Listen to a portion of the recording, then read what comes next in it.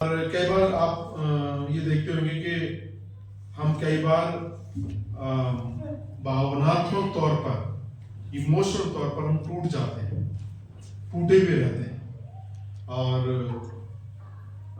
किसी को बता भी नहीं पाते हैं कि क्या करें, कैसे हम इसका समाधान निकालें।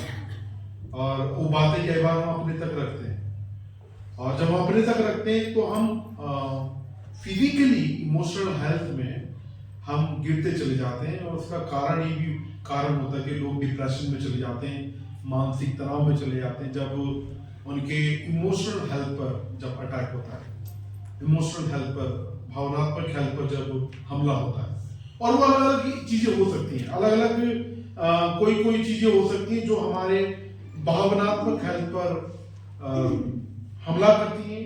जीवन की कोई भी स्थिति होती है, इसलिए ये बहुत महत्वपूर्ण हो जाता है कि हम अपनी इमोशनल हेल्थ पर हम ध्यान दें।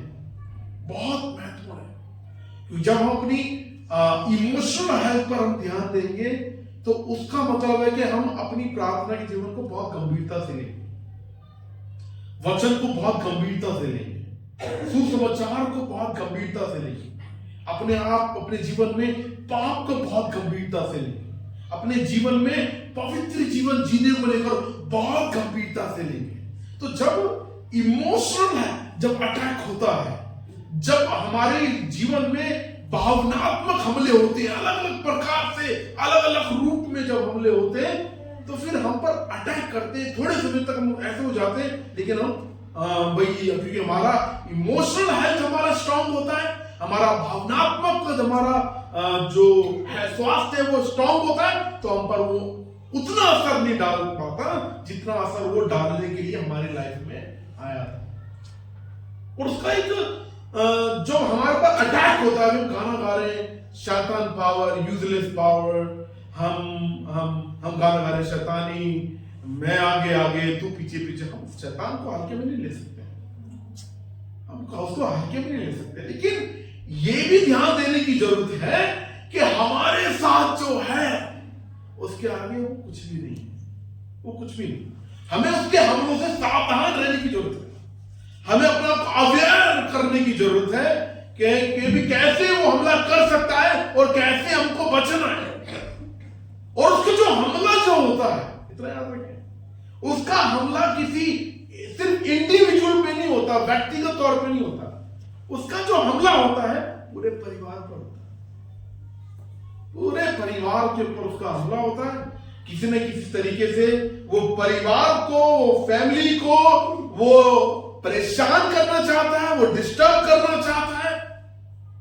और अक्सर ये होता है जब उसके हमले होते हैं, और जब हम अवेयर नहीं होते, सावधान नहीं होते, जब उसके हमले किसी भी रूप में, जब किसी भी तरीके से जब हमारे पर होते हैं, तो हम अक्सर क्या होता है, हम टूट जाते हैं इमोशनली, भावनात्मक रूप से हम बिखर जाते हैं। और उसका कई बार ये भी स्थिति होती है, जब हम भावनात्मक रूप से जब हम बिखरे हुए, टूटे हुए से रहते हैं, हम अकेले में रोने भी लग जाते हैं। उन स्थिति पर हम रो पड़ते हैं, हम फैमिली के रूप में भी रोते हैं, पति पत्नी के रूप में भी रोते हैं, हम बहुत सारी बातें उसके अंदर चलती हैं। तो इसलिए बहुत महत्वपूर्ण है मेरे प्रिय भाई बहनों, चाहे हम अकेले हैं, चाहे परिवार के रूप में, हम बहुत महत्वपूर्ण है कि हम इस चीज पे ध्यान दें कि अपने परिवार पर, अपने परिवार के ऊपर ये जो इमोशनल अटैक जो होते हैं, ये जो भावनात्मक जो अटैक होते हैं, इससे हम अपने परिवार को सावधान करके रखें, बचा के रखें। और उसके लिए ये बहुत महत्वपूर्ण है जो अभी तक हम सीखते हुए आ रहे हैं। तो जब परिवार के ऊपर हमला होता है, तो एक पति डिस्टर्ब हो जाता है, एक पति परेशान हो जाता है, एक पत्नी परेशान हो जाती है, एक पिता परेशान हो जाता है, एक मम्मी परेशान हो जाती है, बच्चे परेशान हो जाते हैं, और उसका असर हर एक के ऊपर चलता है। इसलिए बहुत महत्वपूर्ण है, हमें ध्यान देने की जरूरत है। और किन चीजों पे ध्यान दें, हम क्या कहते हैं, बाइबल से हम देखेंगे पति पत्नी को किस चीज पे ध्यान देना है, माता पिता को किस चीज पे ध्यान देना है, बच्चों को किस चीज पे ध्यान देना है, और उसके लिए कुछ चीजों उसके लिए एक चीज जो वचन हमको बोलता है। हम अब होता पहली जो कलीसिया का जो इतिहास है वो कौन सी पुस्तक को बोला जाता है? कौन सी है जो कलीसिया का इतिहास है? हिस्ट्री ऑफ चर्च किसको बोला जाता है? जो बाइबल के अंदर जो कलीसिया का जो इतिहास है वह है प्रेरितों की पुस्तक। और वहां पर हम देख रहे हैं कलीसिया शुरू हो रही है, और जब कलीसिया शुरू हो रही है तो वहां पर परिवार आ रहे हैं, परिवार कलीसिया के अंदर जुड़ रहे हैं। जैसे हम सब जो यहाँ पर आए हैं, हम खानदानी, हम पूर्वजों से तो मसीह है ना, हमारी तो पहली दूसरी तीसरी क्या कहते हैं जनरेशन है हमारे। मुझे लगता है सबसे पुराने अगर कोई हो सकते हैं भाई रोहित हैं। कौन सी जनरेशन भाई रोहित भाई आपकी? फिफ्थ जब 500 साल लगा लो एक तरीके से हैं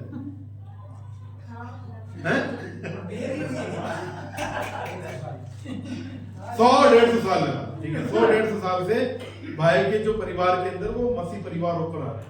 तो उससे पहले कोई ना कोई भाई गैर मसीह में थे, इनके जो पूरे खाने वो थे। तो आप प्रभु क्या कर रहे थे? प्रभु क्या कर रहे हैं? कलीसिया के अंदर अलग अलग समुदाय से, अलग अलग जाति से प्रभु चुन रहे हैं, और चुन के क्या बना रहे हैं? एक परिवार बना रहे हैं, एक कलीसिया परिवार बना दिया। और जब कलीसिया परिवार बनाया है तो उसके अंदर जो कलीसिया है वो क्या कर रही है? प्रेरितों के अंदर जो सबसे पहला जो काम हुआ, जब पतरस ने जब प्रचार किया, पतरस ने पहला प्रचार किया, उनके रोंगटे खड़े हो गए।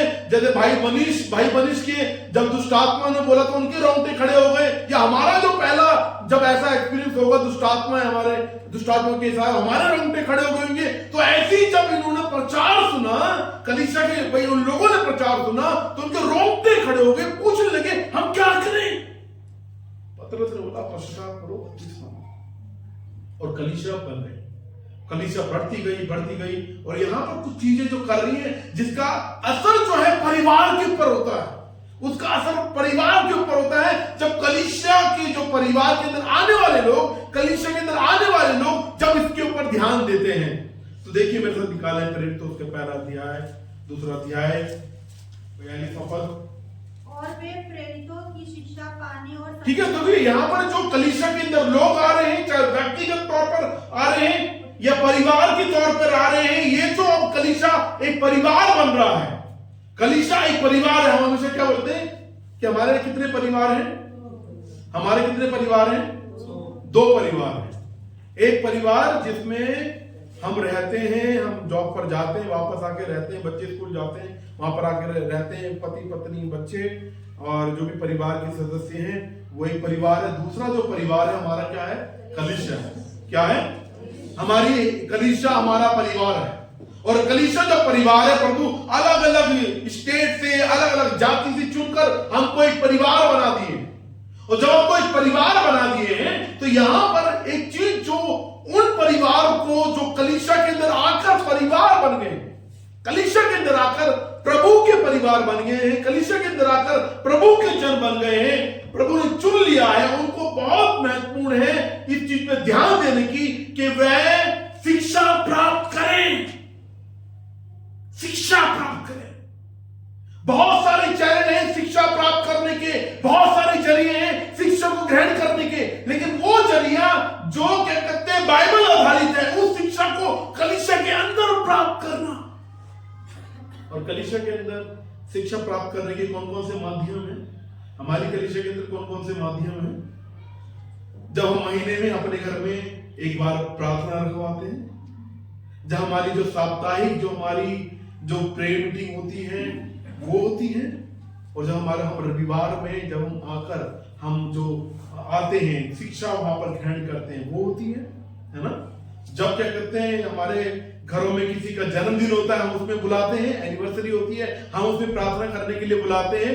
जब अपने घर में कोई इमीडिएट प्रेयर की बात है, हम जब प्रार्थना करने के लिए अपने घर में बुलाते हैं, तो ये पौल यहां प्रभु का वचन बता रहा है कि भाई एक जो परिवार है, एक जो कलीसिया परिवार है, कलीसिया के अंदर आने वाले जो परिवार है, कलीसिया के अंदर आने वाले जो व्यक्तिगत जो अकेले जो मसीह लोग हैं, वो क्या कर रहे हैं? वो शिक्षा प्राप्त कर रहे हैं।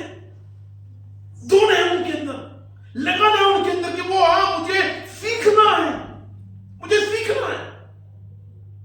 क्योंकि कलीसिया हम एक परिवार है, हम एक परिवार है। और सोचिए अपने अंदर हम झांक कर देखें, अपने अंदर झांक के देखिए, क्या हमारे अंदर एक एक्साइटमेंट रहती है, क्या हमारे अंदर एक उत्साह रहता है कि वो शिक्षा प्राप्त करने को लेकर, या हमारे अंदर उत्साह नहीं रहता है। हम सोचते हैं कि भाई कहीं प्रचार, भाई जो प्रचार है या डिवोशन है, जो घर के अंदर होने वाली जो मीटिंग है उसके अंदर कहीं प्रचार ज्यादा लंबा ना चले जाए, उसकी तरफ हमारा ज्यादा ध्यान होता है। ये बार बार हम घड़ी देखते रहते हैं कि भाई कब खत्म होगा, या फिर हम सोच कर प्रचार को सुनते हैं, ओ क्या प्रभु का धन्यवाद कि उसने मौका दिया कि मैं प्रभु के वचन को सुन पा रहा हूं, शिक्षा मैं ग्रहण कर पा रहा हूं। तो ये बहुत महत्वपूर्ण है हम मसीह लोगों के लिए कि हमारे अंदर, मसीह परिवार के लिए, मसीह कलीसिया परिवार के लिए, एक कलीसिया के अंदर आने वाले परिवार के लिए, कलीसिया के अंदर आने वाले हर एक व्यक्ति का जो अकेले में जो आने वाले लोग हैं उनके लिए बहुत महत्वपूर्ण है कि वचन की शिक्षा को प्राप्त करें। ये बहुत महत्वपूर्ण है एक परिवार के लिए। तो क्या करना है, हमें शिक्षा को ग्रहण करना है, शिक्षा को प्राप्त करना है।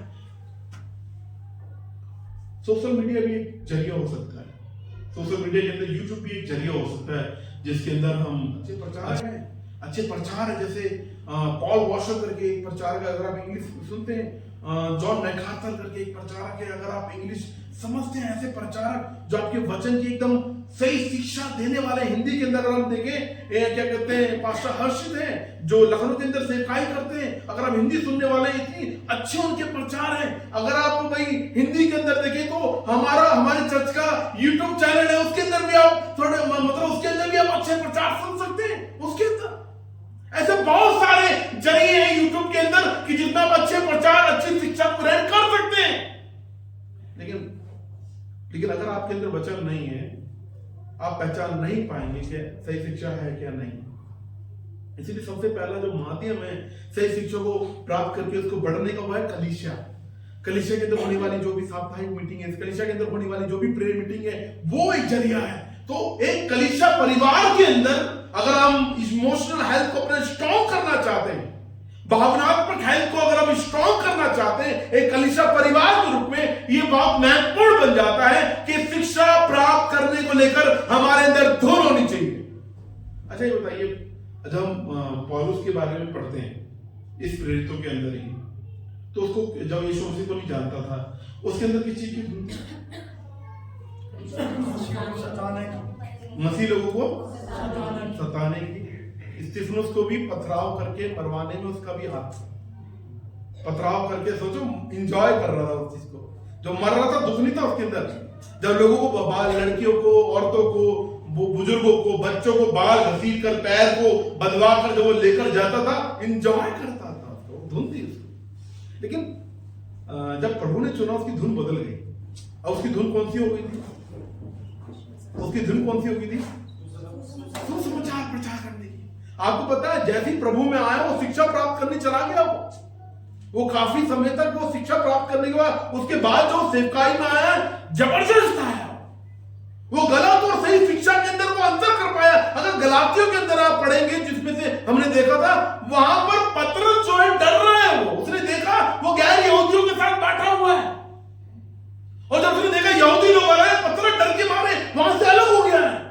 और पौलुस जो है इस चीज को लेकर पतरस को डांट रहा है, कैफा करके डांट रहा है। उसको ये अंतर पता चल गया कि सही क्या है, गलत क्या है, ऐसा हमें व्यवहार नहीं करना है। वो बता रहा, सोचो इतना स्ट्रॉन्ग हो गया। प्रभु यही चाहता है, हम स्ट्रॉन्ग कैसे हो सकते हैं एक कलीसिया परिवार के रूप में, इमोशनल, जो भावनात्मक रूप से हम स्वास्थ्य कैसे हो सकते हैं, चाहे शिक्षा प्राप्त करने को लेकर हमारे अंदर धुन होगी। वो उसको देखें, जांच करें अपने अंदर, क्या मेरे अंदर एक्साइटमेंट है, उत्साह है कि भी हाँ मैं शिक्षा प्राप्त करने को लेकर मैं तत्पर हूं। अभी कोई मेरे को बोल रहा था कि भैया 3 सेशन हो गए, सब थके पड़े, जवान थके पड़े। मैंने कहा अच्छा, मैंने अगर अभी ब्रेक दे दिया ना, यही जो जवान जो थके पड़े हैं ये मार्केट में नीचे जाते हुए नजर आएंगे। मार्केट में सीधा जाएंगे, पूछेंगे भी नहीं। और सोचो यहाँ प्रभु का वचन एक कलीसिया को बताना चाह रहा है, कलीसिया परिवार को बताना चाह रहा है, उसको बताना चाह रहा है, उसको सिखाना चाह रहा है कि कलीसिया परिवार के अंदर, एक परिवार के अंदर, जो कलीसिया के अंदर जो परिवार आ रहे हैं उनके लिए बहुत महत्वपूर्ण बात है कि उनको शिक्षा प्राप्त करने को लेकर तत्पर रहें,